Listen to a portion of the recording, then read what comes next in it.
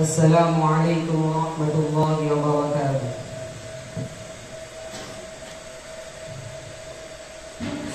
الحمد للہ رب العالمین والعاقبۃ للمتقین والصلاة والسلام علی سید المرسلین محمد وآلہ واصحابہ اجمعین، اما بعد۔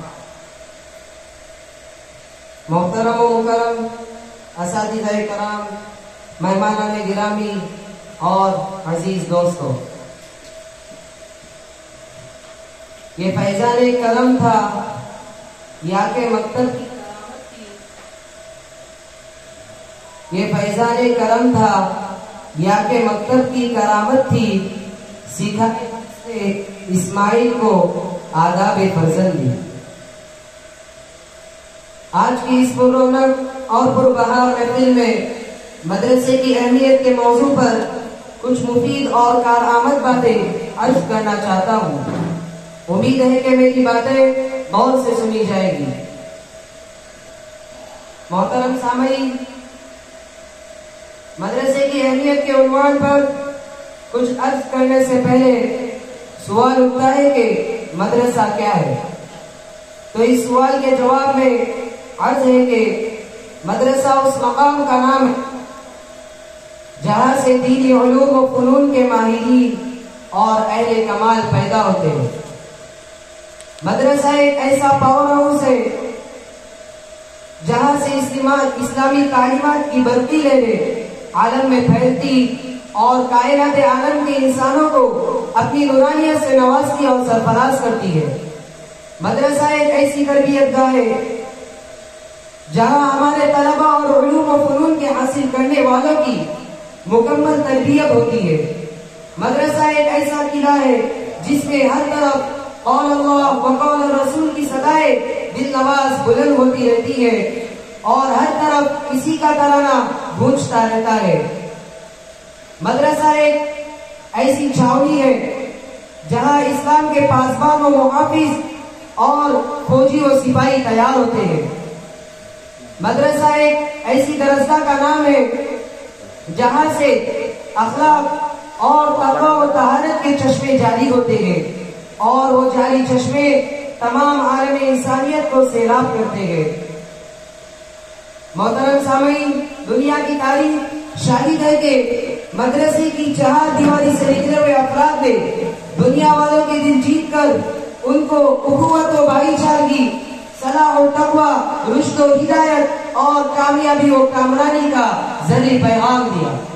محترم سامعین، مدرسوں کی ایک مکمل تاریخ ہے۔ سالانہ سال سے مدرسوں کے قیام اور اس کی خدمات کا ایک طویل سلسلہ جاری ہے جس سے انسان سر پہ نظر نہیں کر سکتا۔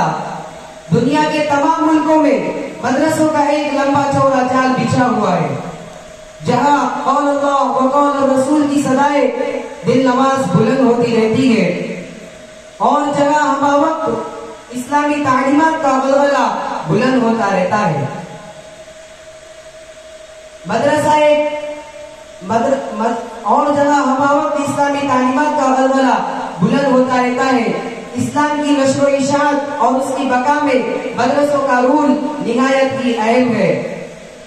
ہندوستان ہی کو لے لیجئے تو درسگاہ ولی اللہ، دارالعلوم دیوبند، مدرسہ مظاہر العلوم سہارنپور، دارالعلوم ندوۃ العلماء اور جامعہ حسینیہ اور ان جیسی دیگر درسگاہوں نے علوم و فنون کی نشر و اشاعت اور اس کی بقا میں کتنا اہم رول ادا کیا ہے۔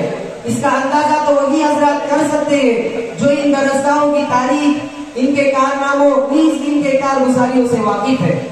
محترم سامعین، آج اگر دنیا میں مدرسوں کا نظام جاری و ساری نہ ہوتا اور مدرسوں کا جال بچھا ہوا نہ ہوتا تو نہ جانے اسلامی تعلیمات و ہدایات کا اشر و انجام کیا ہوتا۔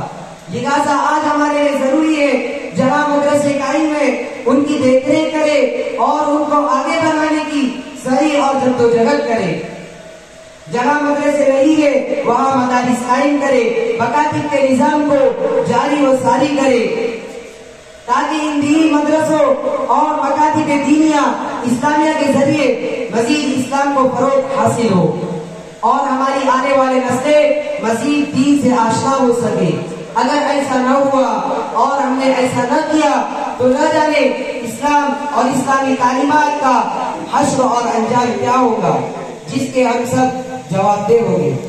آخر میں اللہ تعالیٰ سے دعا ہے، اللہ تعالیٰ ہمیں مدارس کے قائم کرنے اور مکاتب دینیہ کے نظام کو جاری و ساری کرنے کی اس وقت تک توفیق عطا کرتا رہے جب تک ہماری رگوں میں خون دوڑتا رہے اور جب تک ہماری جسم میں یہ مستعار جان باقی رہے۔ وآخر دعوانا الحمدللہ رب العالمین۔ ماشاءاللہ یہ طالب علم عاصم محمد شفیع آرائی جو کافی شعرا بیانی کے ساتھ اپنے معافی ضمیر کو آپ حضرات کے سامنے پیش فرما رہے تھے۔